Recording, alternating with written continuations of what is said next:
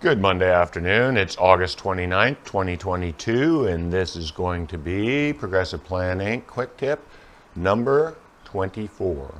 That's correct. 24 consecutive weeks of quick tips. And so I think this week I'm going to bring the Quick Tip series to a close. I think I've exhausted the usefulness of this particular format. Obviously, I never did expect that I could can the entire secret to successful turnarounds into a 3 to 7 minute video format.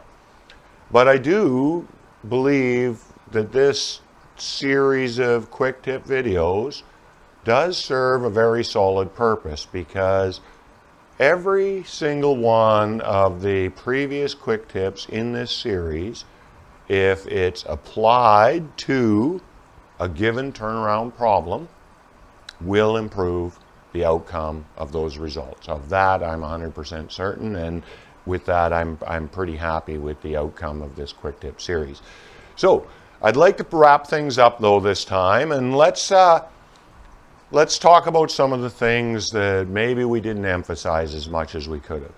The turnaround process itself is very, very well understood. I really want to put some emphasis on that at this time. There is, as I like to say, no wheel to reinvent in this particular area. There's some different approaches, there's different ways of looking at it. People might look at their turnaround process as a 4-phase process, a 5-phase process, a 7-phase process.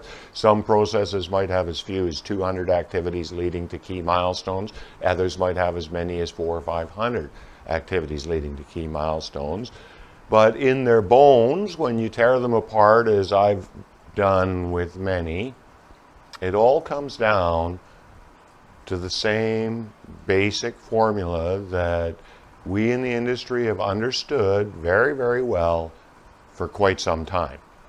What is critical is that any given facility adopt a turnaround process. And I say adopt it, whether you purchase it, whether you build it, whether you hire somebody who's done it before and they build it for you, however you come to it, whichever one of the many different approaches to the turnaround process you use, the critical piece is that you have a turnaround process.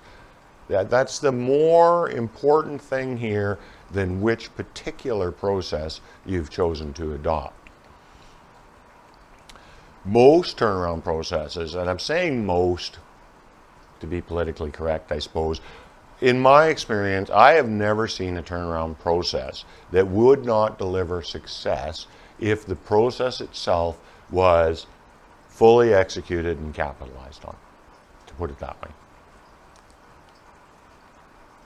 Turnaround teams require prerequisite knowledge. And if you're looking at a failed turnaround and you've been looking at your process wondering if that's what's wrong, perhaps the reason the turnaround process was not adequately delivered on or effectively delivered on could be that the team that was asked to execute it did not have a strong enough basis of prerequisite knowledge. So in a very large, mature turnaround team, this is something that gets taken up by the formal succession planning within the team, the passing of skills from one level to the next level over the years.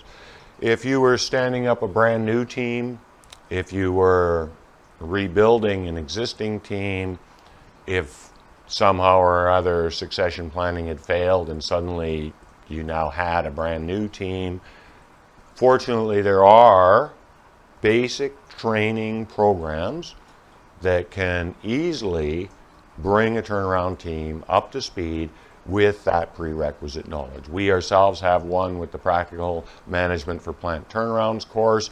Other people offer similar things.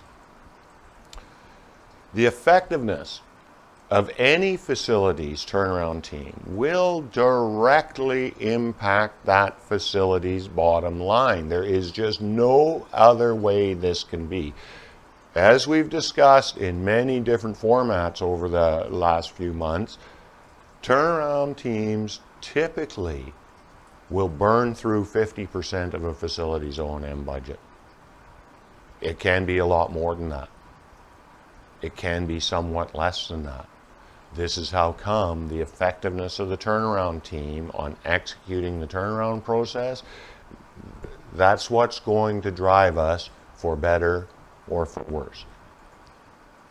So that's how we're going to close the Progressive Plan Inc. Quick Tips on this Quick Tip number 24. I thank you for having joined us along this way.